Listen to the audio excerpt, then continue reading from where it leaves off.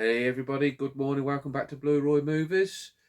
Here in the UK we've gone from the northern lights to the bright lights of the Blu-Roy movie cinema room to discuss the weekly watches.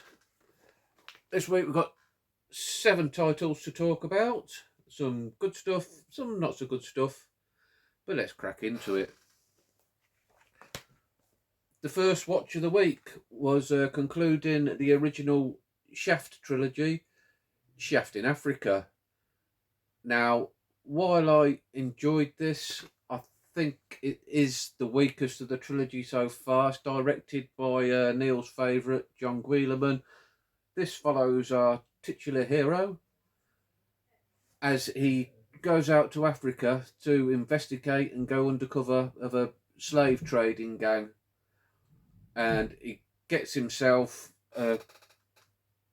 enslaved, if you like, for lack of a better word, and transported back to Paris, where he's got to break the gang. Yeah, like I say, it was watchable, it was decent enough, but for me, I think Shaft is at his best in his urban New York setting, and I don't think it worked particularly well, the sort of the fish out of water setting for me. Like I say, he's a street cat, not a jungle cat. But yeah, it was alright, watchable, and I'd say as a whole, the original Shaft trilogy is a decent trilogy and one that I'll probably look to upgrade to Blu-ray one day. Need to get on now, watch the 2 Samuel L. Jackson films, and then I might do like a little ranking video or something. That might be thoughts for the future. Next up, I finally cracked into my James Cameron True Lies 4K. You've all seen this. Brilliant film. I think this is Arnie's last really great action film. I think after this, although he's made some watchable ones, they're all on the slide. It's brilliant action film. Funny, great set pieces on it. Where he's taking the horse up in the lift, that's fantastic. Yeah, really great stuff. Not going to bore you with the transfer. A lot's been said of the quality of the 4K transfer. I thought it was really good. I thought it was really watchable. Really enjoyed it. Thought it was fantastic looking. And I'd recommend anybody to buy it personally. Yeah, that's True Lies. Brilliant stuff. Next up was The Railwayman that I picked up and watched pretty much straight away because I ain't seen it for years and I was really looking forward to a rewatch. Now, I know James has just picked this up, and for other people actually who don't want it spoiling, maybe not listen to this section because the way I can convey my thoughts upon it, I'm going to have to spoil it really. This tells the true tale of Eric Lomax. Now there's a book as well which I've read years and years ago. I rented it out at the library, and the film runs true to the book, which was an autobiography, so it's a pretty true account. It follows Eric Lomax in later life. I think it's set in about the early 60s, this film. And Eric, he was a serving soldier in Japan during the Second World War. I think it's based in Burma. And he was part of the Engineers Corps. He gets made prisoner of war by the Japanese, and he builds a radio out of old car parts so they can keep up with news of how the war's going. Anyway, this gets discovered, and he's arrested by the Japanese, and in particular there's this one guy, this Japanese officer, that treats him appallingly. He beats him, he tortures him, waterboards him, and I think if it weren't for the fact that the Americans liberated the camp, it would have been death for him. I think he was on the knockings of death when he got liberated. But this follows the story of him, I say, in the 60s, years later, and he's never really got over it. He's married in later life, and it's caused troubles with his marriage because he always has flashbacks and panic attacks and nightmares. And he finds out that the Japanese officer who was the worst to him is still alive, and in fact working as a tourist guide at the camp where he was tortured. Now, Eric in later life is played by Colin Firth in this, who does a great job, and he travels over Japan to surprise this guy, and the plan is going to kill him. And when he gets there, it's really tense when he gets there, and he tortures him back. But as time goes by, he starts talking to him, and incredibly, they become really good friends. And then for the rest of their lives, they go backwards and forwards to each of the countries and meet each other. And as I say, become really, really good friends.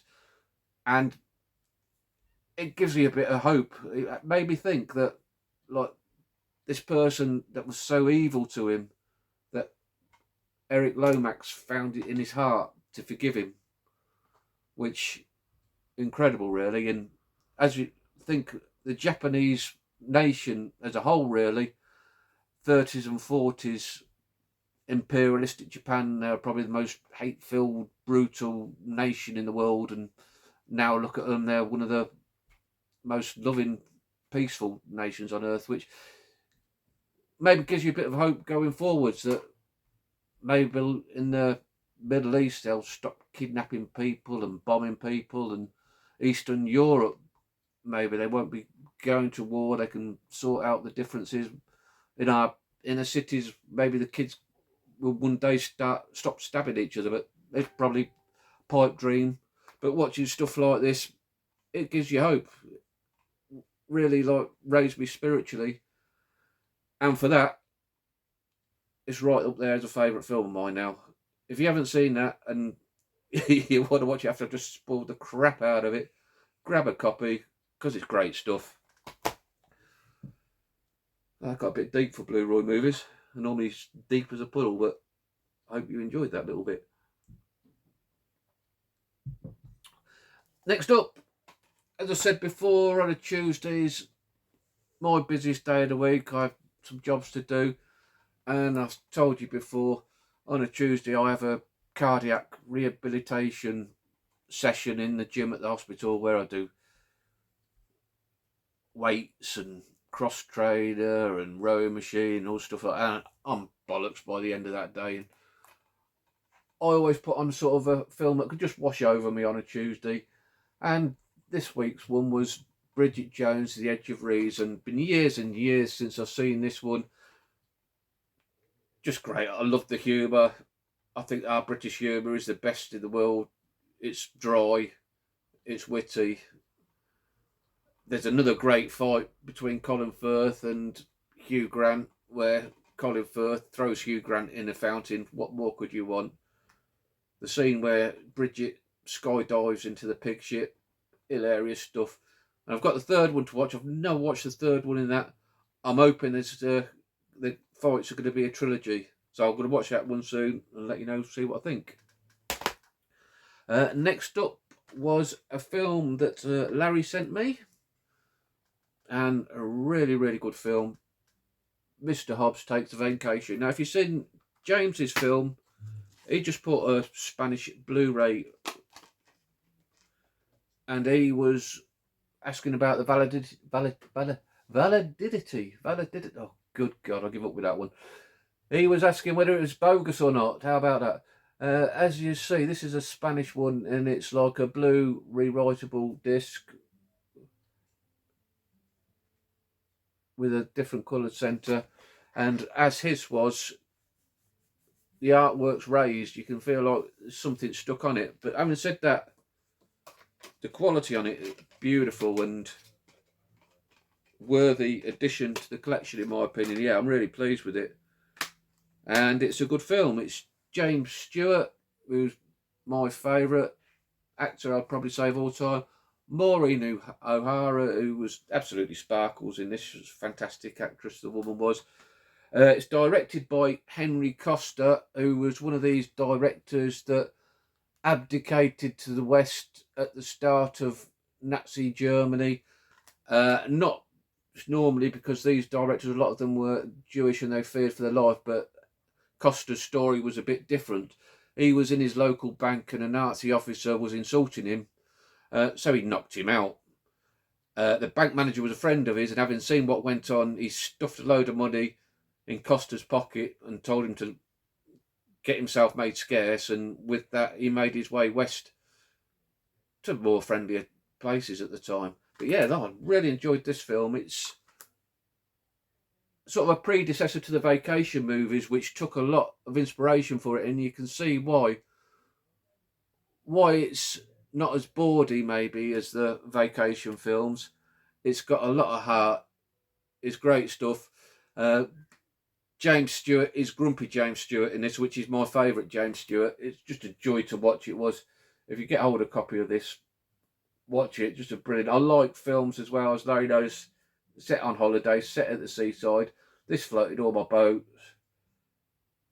Maybe my pick of the week. Having said that, the Railway Man. But because I'd seen this for the first time, I'm going to say Mr. Hobbs' Vacation was a pick of the week. Once again, Larry, thanks for sending that my way. You really know what I like. More coffee. Next up was a film that James had sent me. I think he's upgraded it to 4K. So he sent me the Blu-ray Daybreakers and lovely slip cover on it. So I don't think the camera will justify the embossing on that. It really sticks out. In fact, I nearly had my eye out on it. It's a shame, a bit dinged up on the corner there, but there you go. Now, James is going to hate me here. I know he is, because this is a favourite film of his, and I thought it was all right. It was watchable, but they hit the post when they done this. It's all about vampires have become the dominant species on Earth. Humans are getting more and more scarce, to the point where the vampires are having to farm humans so they've got the blood to feed on. And it started off great when they started to explain how society has moved on. Now it's the vampires that are dominant, and how they've got for the day like underground tunnels for them to get about, and now they've modified the cars so they don't let any sunlight in so they can drive about. But they didn't expand more for me on how the society worked now. That was what I was really interested in, and they sort of then dropped that as a stone, and it turned into a bit of a generic action film. If it carried on how it had for the last, if it carried on like it did for the first half hour or so, I think it would have been a favourite of mine too. But in the end, just a average action film for me at the end of the day. Sorry, James, you could hate me, but there you go. That's Daybreakers. Yeah, don't get me wrong, I enjoyed it, but it could have been better. Next up and last of the week, Night Has 1,000 Eyes. This I found infinitely better. This stars a favourite of mine, Edward G. Robinson, just fantastic actor. Watch him in anything he's in, just great stuff. And Gail Russell, who tragically died in her 30s. I think she drank herself to death, poor woman. This is a really good film. Edward G. Robinson, he plays one of these phony medium type fortune teller guys who, you have a room full of people and you've got stooges in there and they tell you what to tell to people. But he starts seeing visions for real. And I'll tell you what, you wouldn't want to be a mate of his in this, because he starts seeing all his mates dying and his partners dying in different circumstances, and he's actually a Jonas. You wouldn't want to be anywhere near him because they all die off. And he predicts the death of one of his best friends, and because it's in suspicious circumstances, the police start to believe that he's actually is a phony all along. and he staged the murder of him. And then he's predicting that Gail Russell will die, and he's saying he's trying to avoid that, but the police don't believe him. They still think that he's the one out doing all the killing. And it's one of them where you don't really know what to think, whether it is him killing them or he is genuine. And it started off pretty slow, actually. I didn't think I was going to like it, but as it gathered pace, it got better and better. And yeah, I really enjoyed that. Really, really great stuff. Yeah, so that was a decent week's watching. Also, I'd like to remind you guys, I've got my competition for the 4K still on and go. So if you haven't entered that, please enter that. I'll be doing the draw on Wednesday. It's a nice day, too nice to be talking about movies in the movie room.